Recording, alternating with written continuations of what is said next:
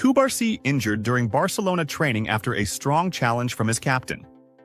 FC Barcelona player Pau Cubarsí sustained an injury during a training session with the Catalan team as part of their preparations for the decisive match against Espanyol in La Liga, a match that would officially crown them league champions if they win it. During today's training, Pau Cubarsí suffered an injury to his right knee after a strong challenge from Polish striker Robert Lewandowski. The player fell to the ground suddenly, prompting immediate medical attention to assess his condition. He remained on the ground for several minutes, causing alarm for German coach Hansi Flick, who relies heavily on Cubarsí as a key part of his squad.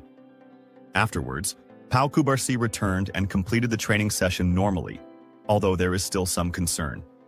The player will undergo medical tests to confirm that he is fully fit. What is Barcelona's position in the La Liga standings? Barcelona currently sits alone at the top of the 2025 La Liga standings with 82 points, holding a 7-point lead over second-placed Real Madrid, their closest pursuer. Deco clarifies Lamine Yamal's situation regarding renewal with Barcelona and affirms, "We need new signings." Deco, the sporting director of FC Barcelona, spoke about the future of young star Lamine Yamal amid reports of his imminent contract extension with the Catalan Giants. Yamal has become one of the world's most prominent players and has greatly developed thanks to Barcelona over the past 2 years, becoming a key starter for both the club and the Spanish national team. His current contract expires in the summer of 2026, and thus, Barcelona is keen on extending it to achieve further success in the coming years. Speaking to ESPN, Deco said about Yamal's future, "Players should be happy wherever they are, and I don't see a better place than Barcelona for Lamine to stay." He added, "Yamal is from La Masia. He grew up and developed here, and he's part of a generation that can make history. If I were him, I'd want to stay. I see no issues with renewing his contract, especially since he's already under contract with Barca. The renewal will happen eventually." Deco also pointed to the club's internal assessment of the current season, admitting that the team at times relied heavily on Yamal and his teammate Rafinha on the wings. He continued, "There were moments when we felt we lacked options in the final third.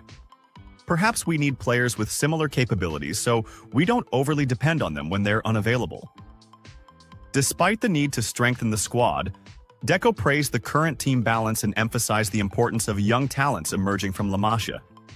He said, "We have a lot of talent from the academy, and they are ready to step up to the first team."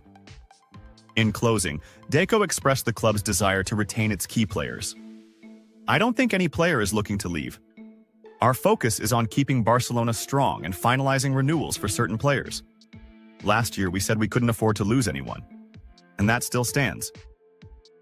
Hansi Flick's press conference before the Barcelona vs Espanyol match in La Liga. German coach Hansi Flick, manager of FC Barcelona, spoke about the Catalan club's upcoming match against Espanyol as part of matchday 36 of La Liga. Barcelona will face Espanyol tomorrow, Thursday, in the Catalan Derby, part of the 36th round of La Liga, at 10:30 p.m. Cairo time. Barca tops the La Liga standings with 82 points, ahead of second-placed Real Madrid, who have 75 points, while Espanyol is 16th with 39 points. Hansi Flick's press conference before the Espanyol match. The German coach announced that Barca's players are ready for the upcoming match against Espanyol, confirming that the goal is to win in order to secure the La Liga title for the 2024/2025 season. How do you assess Ancelotti's departure from Real Madrid? He did a great job and achieved tremendous success. He is a noble man and one of the most successful people in the world. I wish him the best in his new role. He'll find a great team in Brazil and can continue achieving success there.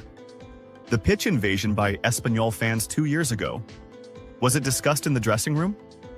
I don't think it's good to dwell on that. We have to fight for the 3 points. I know what happened. I saw it on TV, but no, for me, things must be done with respect. That's all I'll say. We must fight for the 3 points against Espanyol, and then do the right thing. Do you feel guilty or responsible for the many changes at Real Madrid? I don't think about other teams. All my energy is focused on Barcelona. I love working at this club. Our fans are wonderful. I respect them all, and I'm focused on that.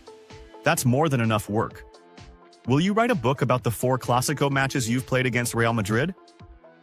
I've already written a book, and that's enough. I don't know what else to say. I'm very happy for the fans and for the way we played against Real Madrid. The comeback the players made in that last match was incredible. For 24 minutes, Real Madrid didn't touch the ball in our half. It was unbelievable, and it had a lot to do with the pressure we applied. When I saw the statistics, the players looked like they were in fast forward. I thought it was amazing, and that's very important for them.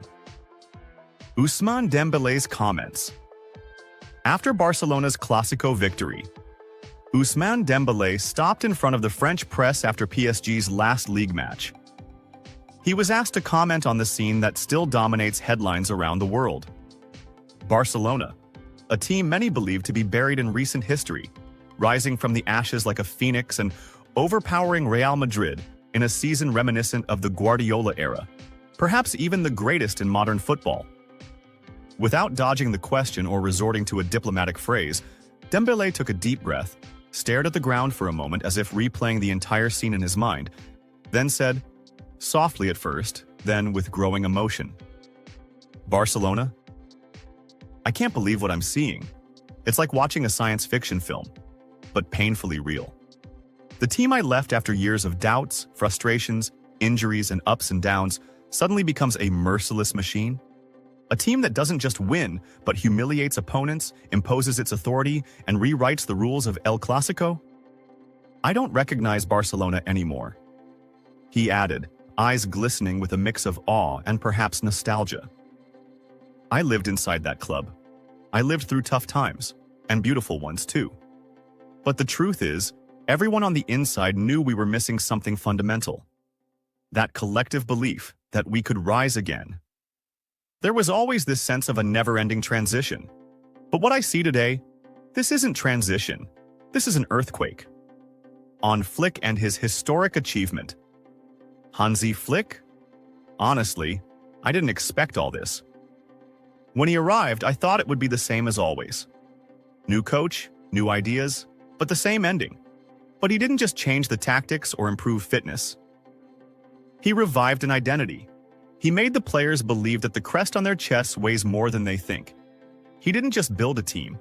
He built a tribe of warriors, one that feeds on pressure and becomes more ferocious with every victory.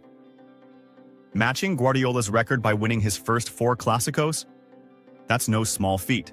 Pep did it with Messi, Xavi, Iniesta, Busquets, and Puyol in their prime.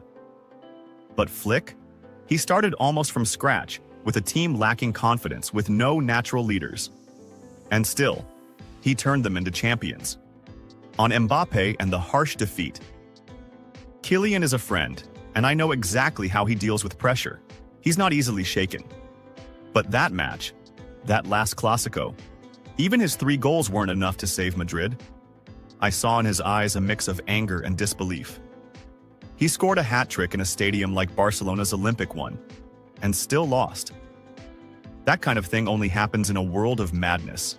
It unsettles even the most confident minds. For the first time, he felt that what he brings isn't enough, that a greater beast stood on the other side. Then came the Lamine Yamal moment, and the Mbappe curse. Dembele laughed, but it was a laugh heavy with meaning, like someone reacting to a tragic joke. Lamine? Oh, that crazy kid. You know, when I used to see him at La Masia, I thought he was just another talented kid. But he had something you can't teach. That instinct for decision-making. That fearlessness in front of defenders. That ability to play under pressure like he's in his backyard. And now, people say he's Mbappe's curse? 6 encounters, and Kylian loses 5? Who would have imagined that yesterday's boy would become the constant nightmare of France's living legend? Kylian fears no one, but he respects that kid to the point of tension. He knows he's facing a player who can't be predicted. A player who defies logic, asserts his presence without shouting, without aggression, just with a ball between his feet and a sly smile. On his personal feelings about all this. Dembele sighed, then spoke in a voice that felt almost like a confession. I left because I no longer believed the Barcelona project could stand on its own again. I had exhausted myself trying.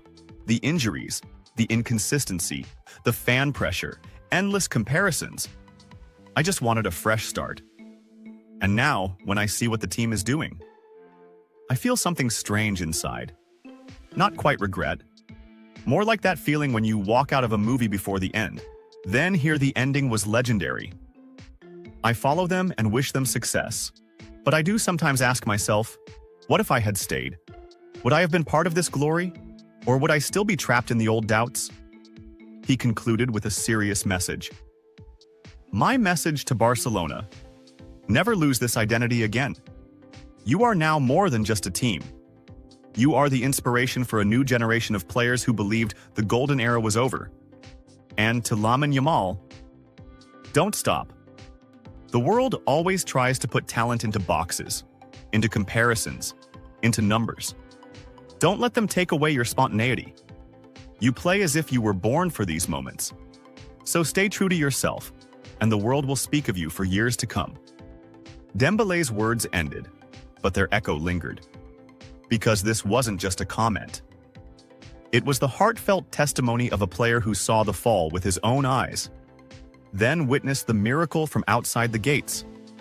A painful testimony, but rare, honest, and deeply